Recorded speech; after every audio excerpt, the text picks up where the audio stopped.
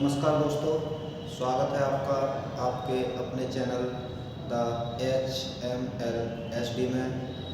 दोस्तों, आज मैं आपके सामने एक EVS का टॉपिक कार्बोहाइड्रेट्स लेके आया हूँ। मैं आपको इसके बारे में बताऊँगा। परीक्षा में इससे एक ना एक क्वेश्चन अवश्य पूछा जाता है। आप किसी भी परीक्षा में बैठते हैं तो कार्बोहाइड्रेट से क्वेश्चन ज़रूर पूछता है। हमें कार्बोहाइड्रेट्स के बारे में जानने से पहले हमें थोड़ी सी ये जानकारी होनी चाहिए कि ये कार्बोहाइड्रेट्स है क्या। देखिए, हम जब भोजन ग्रहण करते हैं तो हमारे भोजन ग्रहण करने की जो एक प्रक्रिया होती है, एक प्रोसेस होती है। इस प्रोसेस को बोलते हैं न्यूट्रिशन।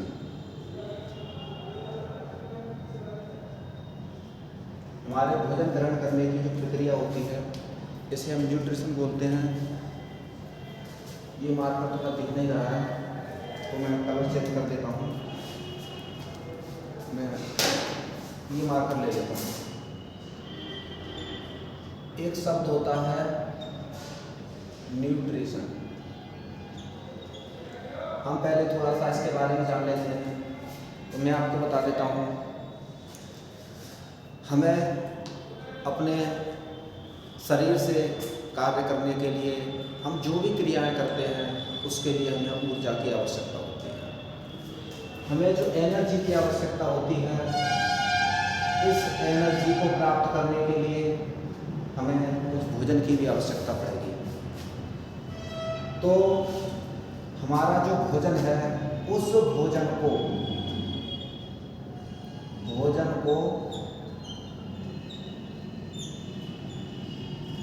शरीर में पहुंचाने की प्रक्रिया, यही आपका न्यूट्रिशन कहलाती है। न्यूट्रिशन कहलाती है। आप इस बात को समझ गए होंगे कि न्यूट्रिशन क्या है। भोजन को शरीर में पहुंचाने की जो क्रिया है वो न्यूट्रिशन होती है। देखिए, आज जो मुझे बताना है वो आपको कार्बोहाइड्रेट के बारे में बताना है। तो कार्बोहाइड्रेट के बारे में समझने के लिए हमें इससे थोड़ा पहले चलना पड़ेगा न्यूट्रिशन पर, क्योंकि ये न्यूट्रिशन का ही एक भाग है। भोजन को शरीर में पहुंचाने की जो क्रिया है उसे न्यूट्रिशन बोलते हैं, और जो भोजन शरीर में पहुंचाया जा रहा है उसे न्यूट्रिएंट्स बोला जाता है। मतलब पोषक पदार्थ। क्या बोलते हैं? पोषक पदार्थ। तो भोजन को शरीर में पहुंचाने की जो प्रक्रिया है वो तो हमारी न्यूट्रिशन हो गई, और जो भोजन, जो फूड हमारे शरीर में जा रहा है उसे बोलते हैं न्यूट्रिएंट्स, पोषक पदार्थ। तो हमें एनर्जी प्राप्त करने के लिए जो न्यूट्रिएंट्स चाहिए वो हमारा कैसा होना चाहिए? बैलेंस। हमारा बैलेंस फूड होना चाहिए। हम जो भोजन प्राप्त करते हैं वो एक संतुलित आहार होना चाहिए। क्या होना चाहिए दोस्तों? संतुलित आहार। आप देखते हो, कोई व्यक्ति पूरे दिन कुछ ना कुछ खाता रहता है, फिर भी वो दुबला पतला रहता है, उसके शरीर में एनर्जी नहीं पहुंच पाती। क्यों? क्योंकि वो संतुलित आहार नहीं ले पा रहा है, वह समय से भोजन नहीं ले रहा है। संतुलित आहार का मतलब केवल यही नहीं है कि आपको दाल रोटी सब्जी मिल जाए और ये आपका संतुलित आहार हो जाता है। ये आपका संतुलित आहार नहीं है। जो लोग समय से और भोजन में जितनी मात्रा में जिस पदार्थ की आवश्यकता होती है उसी को जब वह ग्रहण करता है तो वह उसके शरीर में अच्छी तरीके से एनर्जी प्रदान करता है। तो देखिए, जो हमारा न्यूट्रिएंट्स है ये जो हमारा न्यूट्रिएंट्स है ये आपके 6 होते हैं। न्यूट्रिएंट्स कितने होते हैं? 6 होते हैं। अब देखिए कौन कौन से होते हैं 6। नंबर 1 कार्बोहाइड्रेट, ध्यान से समझते जाना है। नंबर 2 फैट,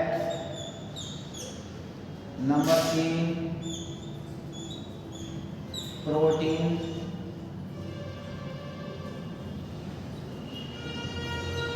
नंबर 4 आपका होता है विटामिन, जिसे आप विटामिन्स भी बोल देते हो, और नंबर 5 होता है आपका मिनरल्स, और नंबर 6 पर आपका होता है वाटर। कितने प्रकार के हमारा न्यूट्रिएंट्स होते हैं? तो उनकी संख्या होती है 6। अब कौन कौन से होते हैं? कार्बोहाइड्रेट्स है, फैट है, प्रोटीन्स है, विटामिन्स हैं, मिनरल्स हैं और हमारा वाटर है। अब देखिए मैं थोड़ा इसको मिटा देता हूँ, तब हम आगे की बात करते हैं। मुझे आपको कार्बोहाइड्रेट पे लेके आना है, मैं थोड़ा उससे पहले इसलिए बता रहा हूँ। अब जो हमारा कार्बोहाइड्रेट और फैट्स हैं, इससे हमारे शरीर के लिए एनर्जी प्राप्त होती है। ये हमारे शरीर को एनर्जी प्रदान करते हैं। कौन कौन? कार्बोहाइड्रेट और फैट। ये जो प्रोटीन्स है हमारे शरीर में जो होने वाली टूट फूट है उसकी मरम्मत करने का कार्य ये प्रोटीन करती है। क्या करती है? बॉडी की मरम्मत करना। अगर हम साधारण भाषा में कहें तो ये सेल्स बनाने का कार्य करती है। दुनिया का कोई भी जीव, कोई भी प्राणी, उसका अगर निर्माण हुआ है तो वो सेल्स से ही हुआ है। इसलिए शरीर की जो सबसे छोटी इकाई है वो आपकी सेल ही होती है। किसकी? बॉडी की। तो बॉडी की जो सबसे छोटी इकाई है वो सेल्स होती है, और सेल्स को बनाने का कार्य हमारा प्रोटीन करती है। आप इस बात को समझ गए होंगे कि हमारी बॉडी की जो सेल्स बनती हैं, हमारी बॉडी का निर्माण होता है, चाहे हमारे टीथ बन रहे हों या हमारी बोन्स बन रहे हों या हमारी मसल्स बन रही हों, सभी का निर्माण प्रोटीन के द्वारा होता है। जब भी हमारे चोट लग जाती है तो आप देखते हैं कि वह चोट कुछ ही समय में ठीक हो जाती है। क्यों? क्योंकि प्रोटीन उसकी मरम्मत कर देती है, उसके जो घाव हुआ है उस घाव को भर देती है, मतलब सेल्स का फॉर्मेशन वो है कर देती है। क्या कर देती है? सेल्स का फॉर्मेशन। जो कोशिकाओं का निर्माण हुआ है उसका कार्य हमारी प्रोटीन करती है। अब हम बात करते हैं विटामिन्स पर। ये जो हमारे विटामिन्स है, मिनरल्स है और वाटर है, इनका कार्य होता है उपापचयी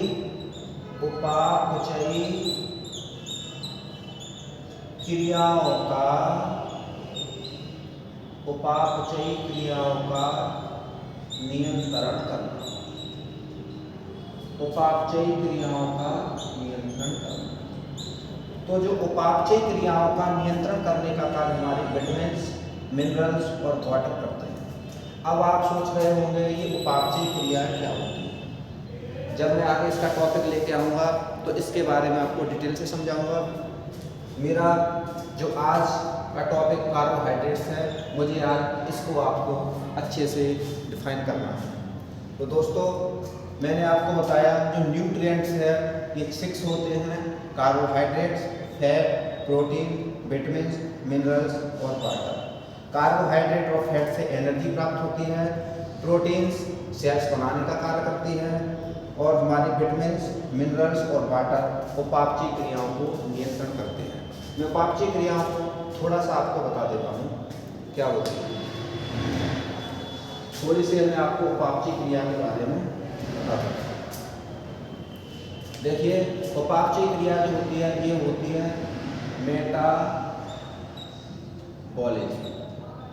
कहने का मतलब जो मेटाबॉलिक रिएक्शन जो होती है वो उपापचय क्रिया होती हैं, ये दो प्रकार की होती हैं। एक होती है आपकी कैटाबॉलिक और एक होती है आपकी एनाबॉलिक। इस बात को अच्छे से समझ लीजिएगा, एक कैटाबॉलिक होती है, एक एनाबॉलिक। कैटाबॉलिक क्रिया जो होती हैं जिसमें एक बड़ा अणु छोटे छोटे अणुओं में टूट जाता है। कैटाबॉलिक क्या होता है, एक बड़ा अणु छोटे छोटे अणुओं में टूट जाता है। और एनाबॉलिक में क्या होता है, बहुत सारे छोटे छोटे अणु मिलकर एक जटिल बड़े अणु का निर्माण करते हैं। फिलहाल आप मेटाबॉलिज्म के बारे में इतना समझ लीजिए, ये दो होती हैं, एक कैटाबॉलिक एक एनाबॉलिक। कैटाबॉलिक का मतलब जब एक बड़ा पदार्थ छोटे छोटे अणुओं में टूट जाता है तो उसे कैटाबॉलिक बोलते हैं, और जब छोटे छोटे पदार्थ मिलकर एक बड़े पदार्थ का निर्माण करते हैं तो उसे एनाबॉलिक रिएक्शन बोलते हैं। अब देखिए हम अपने मेन टॉपिक पर आते हैं, जो है हमारा आज का टॉपिक कार्बोहाइड्रेट्स। कार्बोहाइड्रेट्स के बारे में आज हम बात करते हैं। तो क्या होता है, देखिए जो कार्बोहाइड्रेट्स है इसका सबसे पहला जो पॉइंट है वो ये मिलता है हमें कि जो कार्बोहाइड्रेट का जो फॉर्मेशन हुआ है, जो निर्माण हुआ है, वो किस किस से मिलकर हुआ है। तो कार्बोहाइड्रेट का आपका निर्माण एक हाइड्रोजन, कार्बन और ऑक्सीजन के मिलने से हुआ है। हाइड्रोजन, कार्बन और ऑक्सीजन के मिलने से कार्बोहाइड्रेट का फॉर्मेशन होता है। इसी में दूसरी बात क्या आती है, जो कार्बोहाइड्रेट्स है इसमें जो हाइड्रोजन, कार्बन और ऑक्सीजन जो पाए जाते हैं इनका रेशियो क्या होता है, इनका अनुपात क्या होता है। तो देखिए इनका जो अनुपात होता है 1:1, 1:1 का इनका रेशियो होता है हाइड्रोजन, कार्बन और ऑक्सीजन का।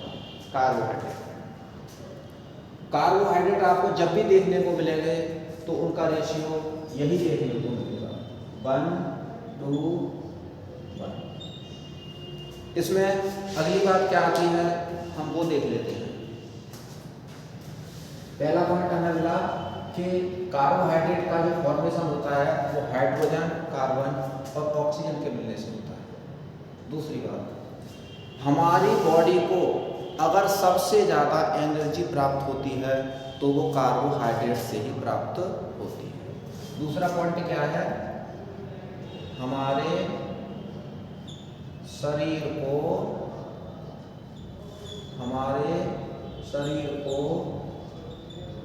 सबसे अधिक ऊर्जा, हमारे शरीर को सबसे अधिक ऊर्जा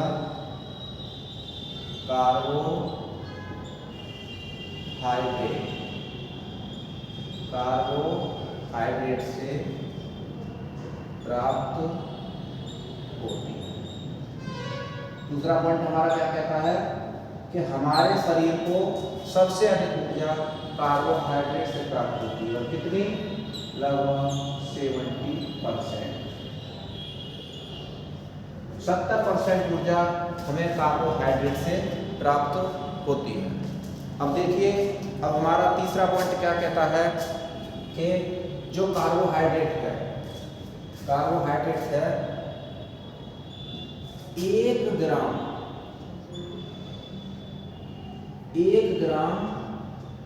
कार्बोहाइड्रेट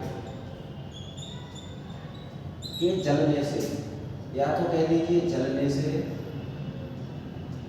या फिर कह दीजिए आप इसके विखंडन से, या फिर आप कह दीजिए इसके ऑक्सीकृत होने से।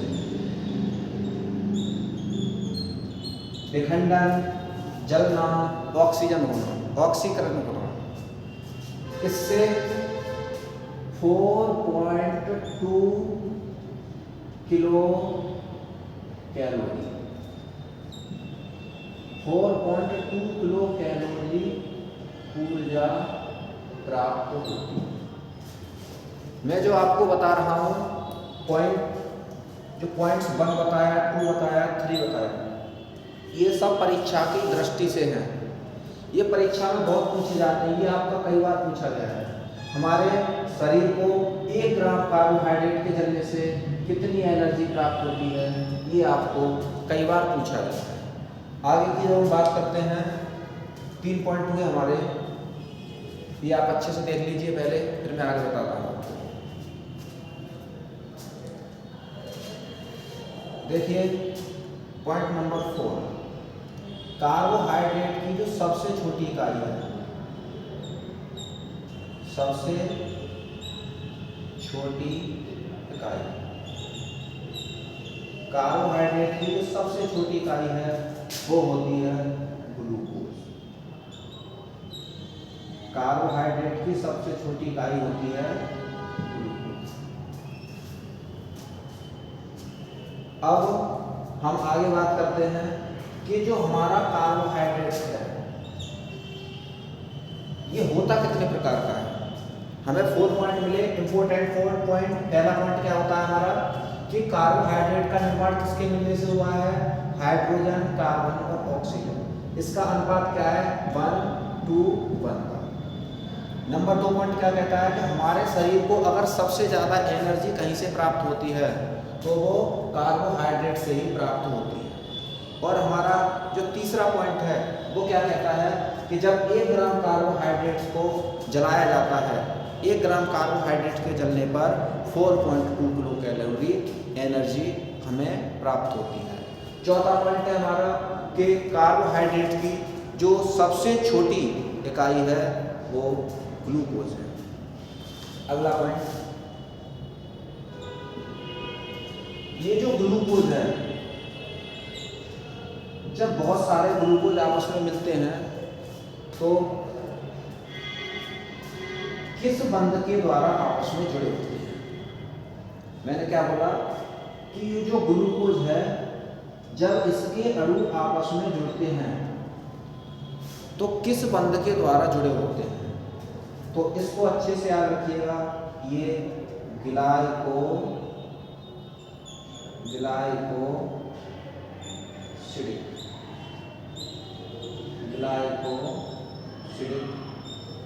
बंध के द्वारा आपस में जुड़े होते हैं। इस बात को अच्छे से याद रखना। वैसे तो मैंने जितने पॉइंट बताए हैं सब ये इम्पोर्टेंट्स ही हैं, आप इसको एक बार अच्छे से देख लीजिए, फिर मैं इसको मिटा देता हूँ।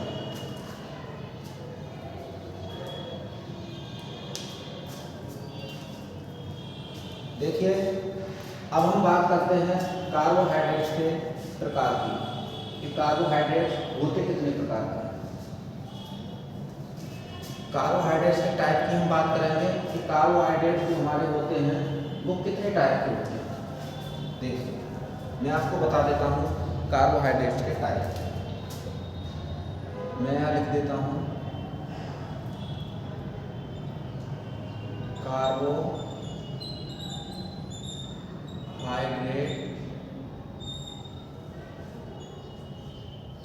के प्रकार, कार्बोहाइड्रेट्स के प्रकार। तो देखिए ये जो कार्बोहाइड्रेट्स हैं ये हमारे 3 प्रकार के होते हैं। कितने प्रकार के, 3 प्रकार के। अब 3 प्रकार कौन कौन से होते हैं मैं पहले आपको बता देता हूँ, तब फिर मैं आपको इस पर लिख के बताऊँगा। मैंने बताया कि जो कार्बोहाइड्रेट्स हैं ये कार्बोहाइड्रेट्स हमारे मुख्यतः 3 प्रकार के होते हैं। पहला मोनोकार्बोहाइड्रेट्स, नंबर 2 डाइकार्बोहाइड्रेट्स और नंबर 3 पॉलीकार्बोहाइड्रेट्स।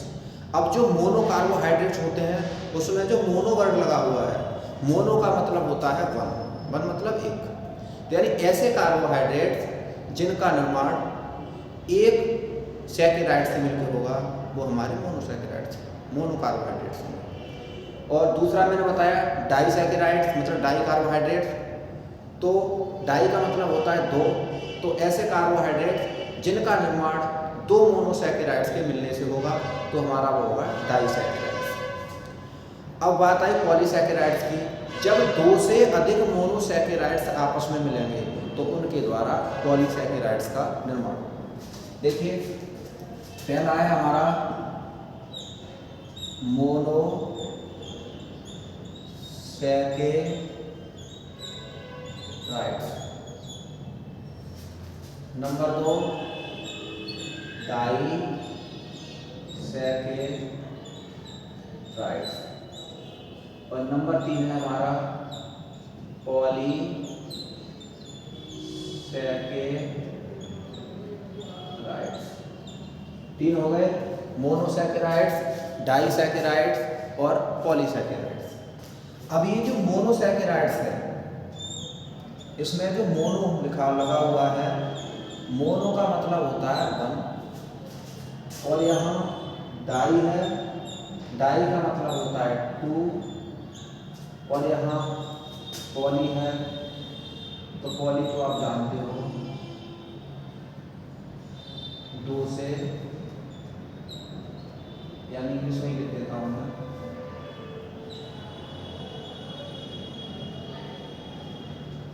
पॉली का मतलब है यहाँ मोर देन 2,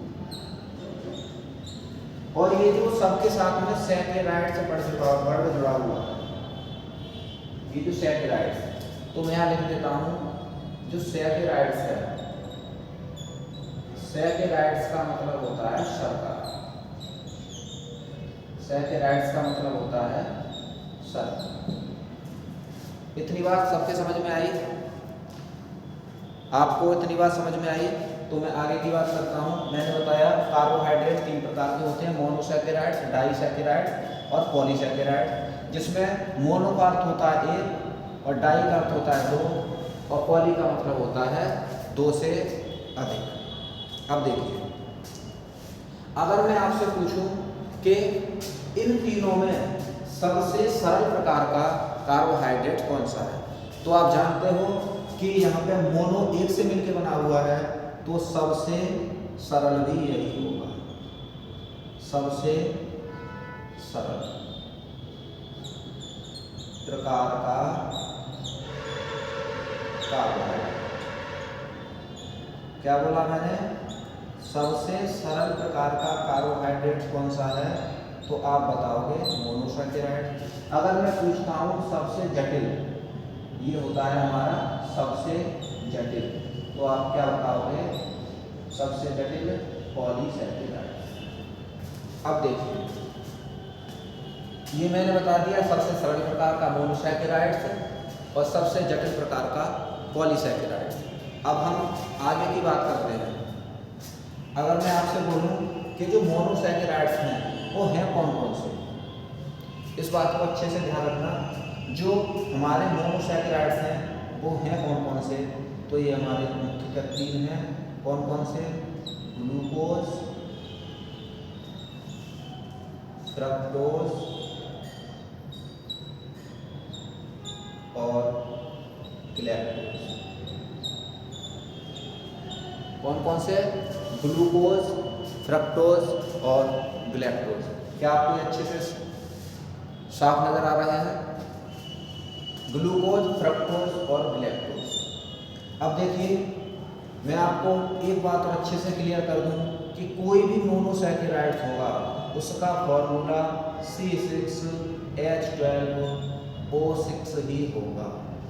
बस उसकी जो संरचना है, उसकी जो स्ट्रक्चर है, उसमें फेरबदल हो सकता है, लेकिन जो इसका आणविक सूत्र होगा वो यही होगा, C6H12O6। तो अगर कोई आपसे ग्लूकोज का पूछता है तब भी आप ये बताएंगे C6H12O6, फ्रक्टोज का पूछता है तब भी आप यही बताएंगे, और गैलेक्टोज का पूछता है तब भी आप यही बताएंगे। ये हमारी मोनोसैकेराइड के बारे में बेसिक जानकारी समाप्त होती है। अब हम बात करते हैं डाइसैकेराइड्स के बारे में। अब डाइसैकेराइड्स का निर्माण कैसे होगा? जब 2 मोनोसैकेराइड्स आपस में मिलेंगे और दोनों के मिलने से जो उनका जल अपघटन होगा, तो जल अपघटन के होने से जो हमें प्राप्त होगा वो हमारा डाइसैकेराइड्स। तो देखिए मैंने क्या बताया, मैं एक बार इसको मिटा देता हूँ, मैं एक बार फिर से लिख दूंगा, पहले मैं समझा देता हूँ इसको अच्छे से, ये समझ लीजिए पहले अच्छे से। मैं एक बार फिर से लिख दूंगा। मैंने बोला आपसे डाइसैकेराइड्स के बारे में, तो ये जो डाइसैकेराइड्स हैं, मैंने कहा आपसे जो जब दो मोनोसैकेराइड्स मैंने बोला C6H12 और O6 प्लस C6H12 और O6, इन दोनों को जब मैंने आपस में मिलाया, इनका जल अपघटन किया, जल अपघटन करने के बाद में यहाँ से वाटर का एक मॉलिक्यूल निकल गया। अब बचता क्या है, C6 और C12, H कितने रह जाते हैं, ये 12 थे और 12 थे 24, और 24 से हमारा 2 निकल गया तो 22। अब हमारा O कितने थे, सॉरी यहाँ 6 होगा, O कितने थे 6 और 6 12 में से 1 निकला तो O 11।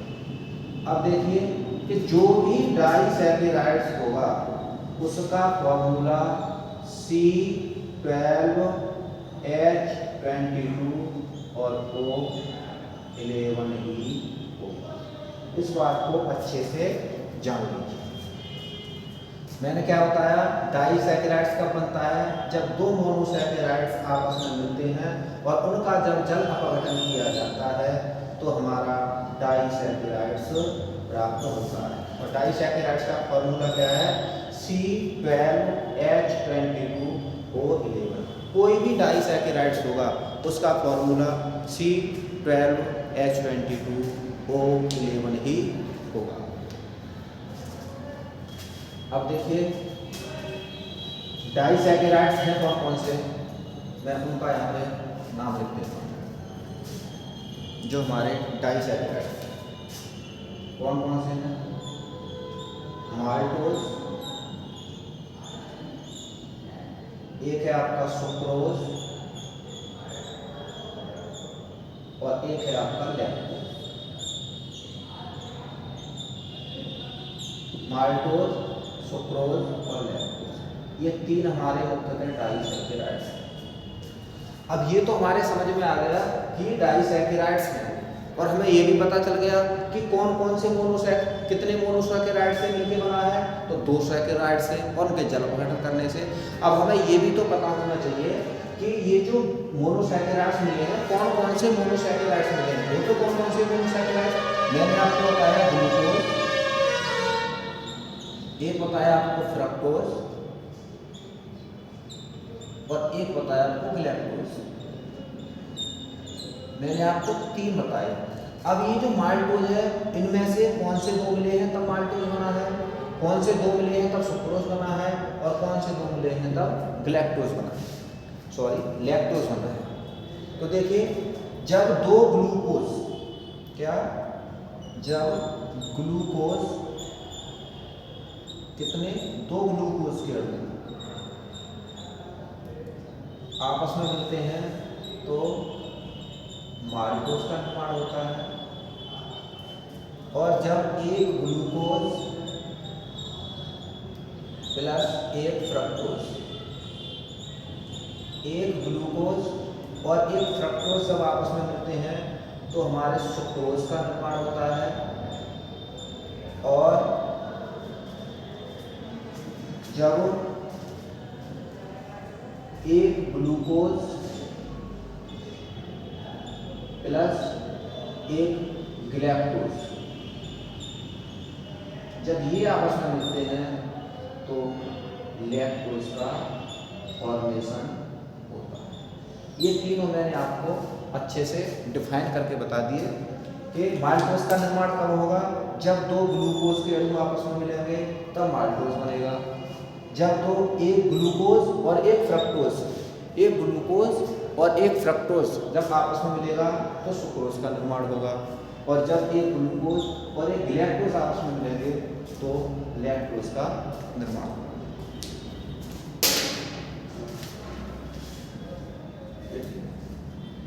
अब हम बात करते हैं पॉलीसैकेराइड्स की। ये बात अच्छे से आपको समझ में आई तो अब हम बात करेंगे पॉलीसैकेराइड्स की। ये जो हमारे पॉलीसैकेराइड्स हैं, देखिए इसका कोई निश्चित सूत्र नहीं होता, इसका कोई भी निश्चित फॉर्मूला नहीं होता है। क्यों नहीं होता है?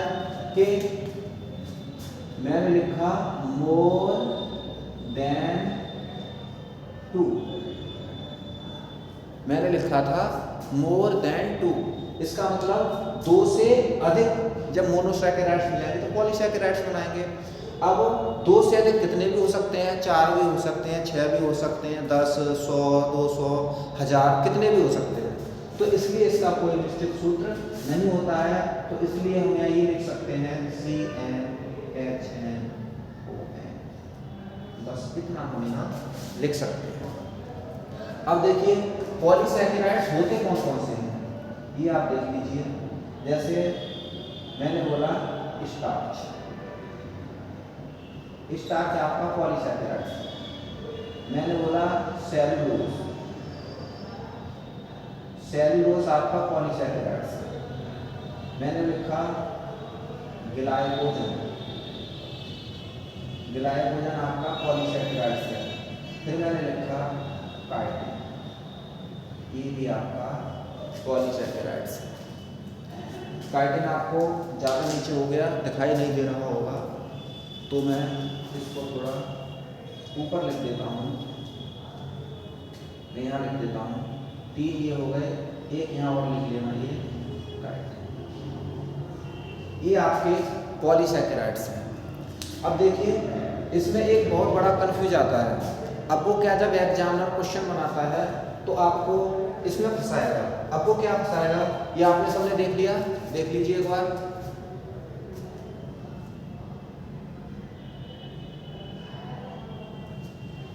ठीक है, मैं इसको मिटा देता हूँ।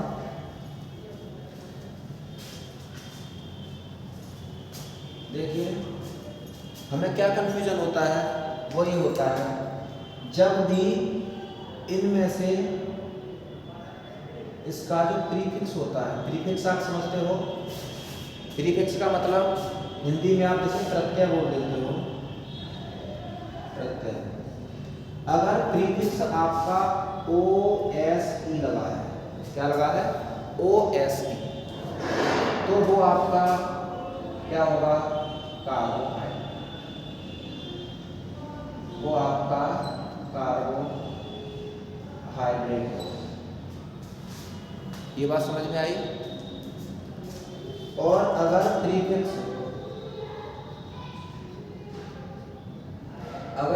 आपका ASE लगा होता है, तो वो आपका एंजाइम,